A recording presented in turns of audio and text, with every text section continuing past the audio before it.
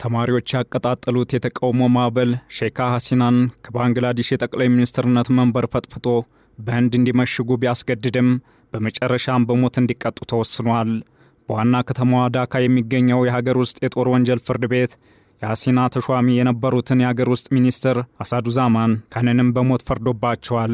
ባንግላዴሽ የሀገር ውስጥ ጉዳይ ሚኒስትር ፍርዱን ተከትሎ በወጣው መግለጫ ህንድ ሐሲናንም ሆነ ካንን ለሀገሪቱ አሳልፈው እንዲሰጡ አሳስቧል። የ78 ዓመት አዛውንቷ ሐሲና ፍርዱን አድሏዊና ፖለቲካዊ ተነሳሽነት ያለው ሲሉ አውግዘዋል። ሐሲና ወደ ባንግላዴሽ ካልተመለሱ በስተቀር ፍርዱን ይግባኝ ማለትም አይችሉም። ይህ እርምጃ የሀገሪቱን የፖለቲካ ቀውስ የበለጠ ሊያቀጣጥል ይችላል የሚል ስጋትም ፈጥሯል። ይህንና ተያያዥ ጉዳዮችን በዓለም አቀፍ ትንታኔ ዘገባችን እንመለከተዋለን። አበረ ስሜነ ነኝ። 70% ለሚከፍሉ 30% እውነተኛ ቅናሽ በኮሪደር ልማቷ ያሸበረቀችው በውቢቷ ፒያሳና አራዳ ፓርክ ፊት ለፊት ከወዳጅነት ፓርክ አጠገብ ቅንጡ አፓርትመንቶችን ከሜሪትስ ፕሮፐርቲ ከባላንስ ባለ 3 መኝታ ቤቶችን በካሬ ከ90 ሺህ ብር ጀምሮ ከ49 ካሬ እስከ 130 ካሬ ድረስ በመረጡት የካሬ አማራጭ ከ441 ሺህ ብር ጀምሮ በ10% ቅድመ ክፍያ ብቻ አቅርበንልዎታል። እንዲሁም የጋራ መገልገያዎችን በውስጡ ያካተተ ምን ይጠብቃሉ? አሁኑኑ ከታች ባለው ስልክ ቁጥር ይደውሉ።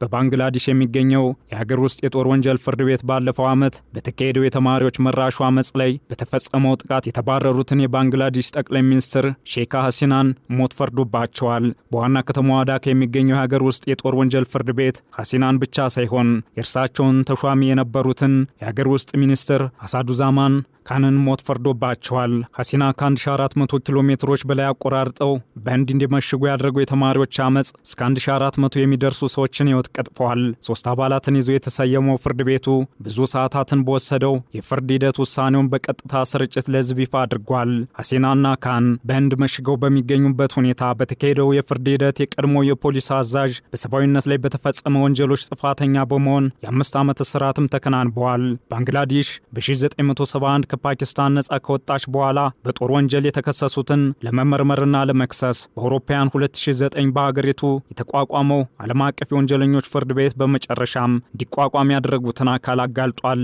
በተቋቋመበት ጊዜ በሂውማን ራይትስ ዎችና በሌሎችም ቡድኖች ዓለም አቀፍ ደረጃዎችን አያሟላም በሚልም ቅሬታ አስተናግዷል። የሂውማን ራይትስ ዎች የደቡብ እስያ ምክትል ዳይሬክተር ሚናኪሽ ጋንጉሉ ባንግላዴሽ ታማኒ የሆነ የፍትህ ስርዓት ማረጋገጥ አለባት፣ የሞት ቅጣትንም ማስወገድ ይገባታል ብለዋል። ዋና አቃቤ ሕግ መሐመድ ታጁሉ በበኩላቸው ጠቅላይ ሚኒስትሯ ፍትሃዊ ፍርድ እንዳገኙ አጥብቀው ተናግረዋል። የፍርድ ስርዓቱ ሁሉንም ዓለም አቀፍ ደረጃዎችን ያሟላል፣ ማንም ሰው ያልተሟላ ደረጃ መኖሩን ማረጋገጥ አይችልም ሲሉም ተደምጠዋል። የ78 ዓመቷ ሐሲና ፍርዱን አድሏዊና ፖለቲካዊ ተነሳሽነት ያለው ሲሉም ነው ያወገዙት። ሐሲና በእኔ ላይ የተላለፉት ፍርዶች የተሰጡት ዲሞክራሲያዊ ስልጣን በሌለው ያልተመረጠ መንግስት በሚመራው አጭበርባሪ ፍርድ ቤት ነው ሲሉም ወንጅለዋል። ሐሲና በዓለም አቀፍ የወንጀለኞች ፍርድ ቤት የቀረበባቸውን ክሶች ሙሉ በሙሉ እንደማይቀበሉም ተናግረዋል። ባለፈው ዓመት በሐምሌና ነሐሴ ወር በፖለቲካዊ ልዩነት በዜጎች ላይ በተከሰተው ሞት ማዘናቸውን መወቁልኝ ብለዋል። እሳቸውም ሆኑ ሌሎች የፖለቲካ መሪዎች ተቃዋሚዎችን ለመግደል ትዕዛዝ በመስጠት በኩል ከደሞ ንጹሐንን በይም ሆነዋል። በፍርድ ቤት ራሴን የመከላከል ፍትሃዊ ዕድል አልተሰጠኝም ሲሉ የወነጀሉት ሐሲና ጠበቃ እንኳን ለመምረጥ ዕድሉ እንዳላገኙ በመግለጽ የፍርድ ሂደቱን አጣጥለውታል። የሐሲናን መንግስት ያፈረሰው አመጽ እንዲቀጣጠል ምክንያት በመሆን ሙስና ቀዳሚውን ቦታ ይዛል። ሙስና ሀገሪቱን በዝብዟል ያሉ በሺዎች የሚቆጠሩ ወጣቶች እንዲያመጹም አድርጓቸዋል። በሐምሌ 2024 የተጀመረው ተቃውሞ ሰፊ የጸረ መንግስት ንቅናቄ በማድረግ ለ15 ዓመታት በስልጣን ላይ የቆዩትን ሐሲና በሄሊኮፕተር እንዲኮበልሉ አስገድደዋል። በመጨረሻም ሐሲና 1400 ተቃዋሚዎች እንዲቀጠፉ ምክንያት በመሆን በሞት እንዲቀጡ የተወሰነ ቢሆንም ዳግም አገሪቱ ወደ አመጽ ልታመራ እንደምትችል ተሰግቷል። ስጋት የሆነውም በኖቤል የሰላም ተሸላሚው መሐመድ የኑስ የሚመራው ጊዜያዊ መንግስት በዳካና በሌሎችም የሀገሪቱ ክፍሎች የጸጥታ ኃይሎችን ማሰማራታቸው ነው።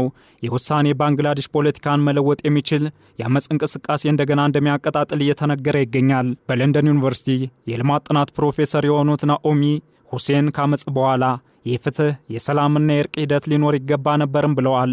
ነገር ግን ያልነበረም ይህ መሆኑ ደግሞ የዳግም አመጽ እንቅስቃሴው ስጋት አጉልቶታል። የባንግላዴሽ የሀገር ውስጥ ጉዳይ ሚኒስቴር ፍርዱን በተመለከተ በወጣው መግለጫ ህንድ ሐሲናንም ሆነ ካንን በቅርቡ ለሀገሪቱ እንዲያስረክቡም አሳስበዋል። የህንድ የውጭ ጉዳይ ሚኒስትር በሰጠው መግለጫ ደግሞ የፍርድ ቤቱን ውሳኔ አምኖ ይቀበል እንጂ አሳልፎ ስለመስጠቱ ጉዳይ ያለው ምንም ነገር የለም። የህንድ የረጅም ጊዜ አጋር የሆኑት ሐሲና ወደ ህንድ ከሸሹ በኋላ ጊዜያዊ መሪ ሆነው የተሾሙት የኖቤል የሰላም ሽልማት አሸናፊ መሐመድ ዩኑስ ከዚያን ጊዜ ጀምሮ ከህንድ ጋር ውጥረት ላይ ይገኛሉ። በተፈጠረው ውጥረት ምክንያት ከፓኪስታን ጋር የጠበቀ ግንኙነት ለመፍጠር እየተንቀሳቀሱ ነው። የውጭ ጉዳይ ሚኒስትሩ ሐሲና ወደ ባንግላዴሽ እንድትመለስ ማድረግ የህንድ ኃላፊነት እንደሆነም አስታውቋል። ህንድ ለሐሲና መጠለያ መስጠቷን መቀጠል ፍትህን አለማክበር እንደሆነም አክሏል። በህንድና ባንግላዴሽ መካከል ያለው ግንኙነት በሐሲና ዘመን ከነበረው በተቃራኒ ሆኖ ወደ አለመተማመንም ተቀይሯል። የቀድሞው የህንድ ከፍተኛ ኮሚሽነር ይህ በቅርቡ ይለወጣል የሚል ተስፋ እንደሌላቸውም ተናግረዋል። ህንድ ሐሲናን በቀላሉ አሳልፋ እንደማትሰጥም አመላክተዋል። ህንድ ከቻይና በመቀጠል የባንግላዴሽ ሁለተኛዋ ትልቁ የንግድ አጋርም ነች። በአሁኑ ወቅት ውጥረት ውስጥ ቢገቡም በህንድና ባንግላዴሽ መካከል ያለው የንግድ ልውውጥ ቀጥሏል። የህንድ መንግስትም ከንግድ ያለፈ ከማንኛውም ፓርቲ ወይም መሪ ጋር ግንኙነት የለኝም ሲል ይደመጣል። በ1971 ከተደረገው ደም አፋሳሽ የነጻነት ጦርነት በኋላ የሐሲና አባት የቀድሞውን ምስራቅ ፓኪስታን ወደ ባንግላዴሽ ሲለውጡ የህንድ እርዳታም አለበት። በዚህና በሌሎችም ምክንያቶች ከህንድ ጋር የጠበቀ ወዳጅነት ያላቸው ሐሲና ከተጠለሉበት ህንድ በቀላሉ ለሞት ተላልፈው የሚሰጡበት ሁኔታ ዝቅተኛ ነው። ሐሲና ወደ ባንግላዴሽ ካልተመለሱ በስተቀር ፍርዱን ይግባኝ ማለትም አይችሉም። ይህ እርምጃ የሀገሪቱን የፖለቲካ ቀውስ የበለጠ ሊያቀጣጥል ይችላል እንዲባልም ምክንያት ሆኗል።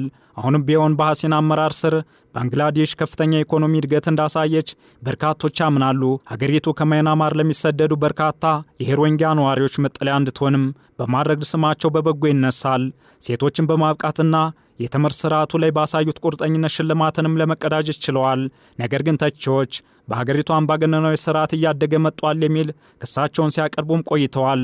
በመጨረሻም የሞት ብያኔ ያስወሰነባቸውን አመጽ ወልዶ ሀገሪቱን ጥለው እንዲሸሹ አድርጓል። በቀጣይስ የተላለፈው የሞት ውሳኔን ህንድ አክብራ ሐሲናን ለሞት አሳልፋ ትሰጣለች ወይስ ሐሲና በፈቃዳቸው ወደ ሀገራቸው ገብተው ይግባኝ ይላሉ የሚለውም ይጠበቃል።